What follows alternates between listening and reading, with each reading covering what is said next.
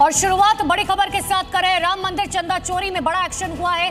8 आरोपियों की गिरफ्तारी की जा चुकी है। पुलिस ने आरोपियों पर एफआईआर की थी दर्ज और मामले में पुलिस लगातार छापेमारी कर रही थी।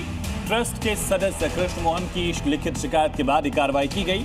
अयोध्या के श्री राम जन्मभूमि थाने में एफआईआर दर्ज की गई थी। एफआईआर में 8 लोगों के नाम है, जिनमें अविनाश शुक्ला, अनुकल्प मिश्रा, लवकुश मिश्रा, मनीष कुमार यादव के नाम शामिल हैं। इसके अलावा करुणेश पांडे, रमाशंकर मिश्रा, सुभाष श्रीवास्तव, रामशंकर यादव उर्फ टिन्नू यादव को नामजद और अन्य अज्ञात व्यक्तियों को अभियुक्त बनाया गया है। तो कल एफआईआर दर्ज हुई थी और आज गिरफ्तारी हो चुकी है। कहा जा रहा है इन लोगों से जब पूछताछ की जाएगी तो और भी खुलासे हो सकते हैं, और भी लोगों के नाम शामिल हो सकते हैं। लेकिन राम मंदिर चंदा चोरी में ये बड़ा एक्शन हुआ है।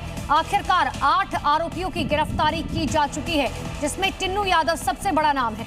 तो ये 2 तस्वीरें आप देख रहे हैं। पहली तस्वीर सीसीटीवी फुटेज जो सामने आया था, जिसमें चोरी करते हुए कुछ तस्वीरें सामने आई, और दूसरी तस्वीर है जहां लिखित शिकायत के बाद 8 आरोपियों पर एफआईआर और साथ ही गिरफ्तारी। सीधा रुख करेंगे अयोध्या से, हमारे साथ सहयोगी विशाल रघुवंशी लाइव कनेक्ट है। विशाल, 8 आरोपियों को गिरफ्तार किया गया है। बड़ा सवाल, क्या बड़ी मछलियां बच रही हैं? और दूसरा बड़ा सवाल, इनको पेश कब किया जाएगा कोर्ट में?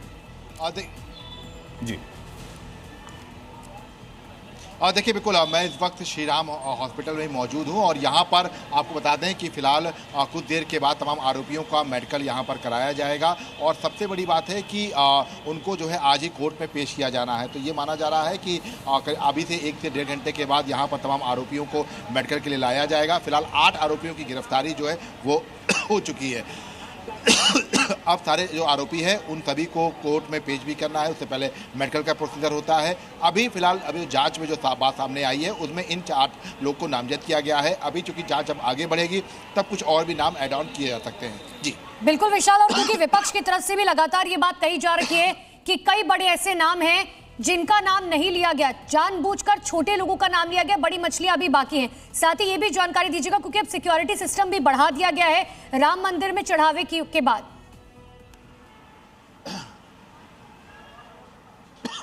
देखिए, बिल्कुल राम मंदिर में इस वक्त जो है व्यवस्थाओं में बदलाव किया गया है। जो फुटेज 45 दिन तक रखे जाते थे वो अब बढ़ा दिए गए हैं। इसके साथ साथ राम मंदिर में जो है जो व्यवस्थाएं थी उनमें भी ट्रस्ट ने कुछ बदलाव किए हैं। हालांकि इन सब मामलों में अगर आप देखेंगे तो एफआईआर में टिन्नू यादव का नाम है, करुणेश का नाम है, अनुकल्प का नाम है। लेकिन जो ये बात कही जा रही है बार बार, देखिए विपक्ष बार बार इस बात को सवाल खड़ा कर रहा है कि बड़े नामों को बचाया गया है। तो बड़े नामों की अगर हम बात करें तो उनकी संलिप्तता अभी फिलहाल एफआईआर में नहीं पाई गई है। और एसआईटी की जो प्रारंभिक रिपोर्ट है जिसके आधार पर यह एफआईआर दर्ज हुई है उसमें इस बात का भी जिक्र नहीं किया गया है कि किसी की भूमिका में। विशाल, एक सवाल यहाँ पर यह भी उठ सकता है कि ट्रस्ट के ही सदस्य की अगर लिखित शिकायत पर यह कार्रवाई की गई है तो ट्रस्ट का ही सदस्य किसी बड़े अधिकारी का नाम क्यों लिखित शिकायत में देगा? नहीं, देखिए चूंकि एक लीगल प्रोसीजर होता है कि चूंकि चोरी जो है वो राम मंदिर के अंदर हुई है, ऐसे में ट्रस्ट चूंकि राम मंदिर की कार्यवाही जो है है, तो ऐसे में ट्रस्ट की तरफ से ही एफआईआर दर्ज हो सकती थी। ये नियम होता है, क्योंकि एसआईटी जांच जरूर कर रही है लेकिन जो एफआईआर दर्ज होगी वो ट्रस्ट कराएगा, क्योंकि उसके अंतर्गत ये जो चोरी हुई थी और इसी वजह से ये ट्रस्ट की तरफ से एफआईआर दर्ज कराई गई है। और कृष्ण मोहन जो है वो 2025 में ही ट्रस्ट से जुड़े थे। जब कामेश्वर चौपाल की डेथ हुई थी, मृत्यु हुई थी, उसके बाद 2025 में उनको इस ट्रस्ट में जगह दिया गया था। तो उनकी तहरीर पर यह एफआईआर विशाल, आप नजर बनाकर रखिए। अरविंद केजरीवाल भी आज अयोध्या पहुंचने वाले हैं, वो तस्वीरें भी हम आपको कुछ ही वक्त में दिखाएंगे। और बिल्कुल अब आपको प्रमोद कृष्णन पीठाधीश्वर श्री कल्की धाम और आलोक कुमार कार्यकारी अध्यक्ष वीएचपी ने इस पूरे मामले पर क्या कुछ कहा, ये भी सुन लीजिए। इसमें जिसका भी हाथ है और इन लोगों को जिस भी व्यक्ति का संरक्षण प्राप्त है वो कितना भी बड़ा हो, बख्शा नहीं जाना चाहिए। लोगों की श्रद्धा को ध्यान में रखते हुए श्री राम जन्मभूमि ट्रस्ट के पदाधिकारियों को अपने पद से त्यागपत्र दे देना चाहिए। पुलिस की प्रोफेशनल इन्वेस्टिगेशन से यह निर्णय होगा कि क्या क्या हुआ है।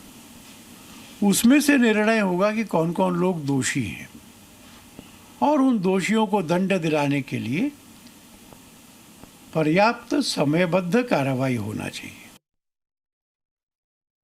जिस तरह से श्री राम जी के घर में इन्होंने इतने बड़े स्तर पे डाका डाला है, उनकी सब कुछ भगवान राम का चोरी कर लिया इन्होंने, उनकी पादुका चोरी कर ली, उनका हार चोरी कर लिया, उनके गहने चोरी कर लिए, जितना लोगों ने हीरे जवाहरात चढ़ाए थे वो सब चोरी कर लिए। आपने सब कुछ कर दिया, अब आस्था की बुनियाद पर क्या ये भी बर्दाश्त किया जाएगा? ये सरकार को तय करना है। मंदिर पर जो आरोप जो आया था, एसआईटी ने जो जांच किया है, प्रदेश सरकार के और केंद्र सरकार को मैं धन्यवाद देता हूं। ये सरकारों ने जिस तरह से ये जो चोरी पर आरोप विपक्ष लगाते थे, जो आज एसआईटी रिपोर्ट पर जो रिपोर्ट हुआ है, इसके ऊपर मैं दोनों सरकार को और धन्यवाद देता हूं। केंद्र सरकार और राज्य सरकार और राम भक्तों के साथ इस तरह का जो टिप्पणी करने वाले हैं, इनको भी इनके ऊपर भी दर्ज होना चाहिए।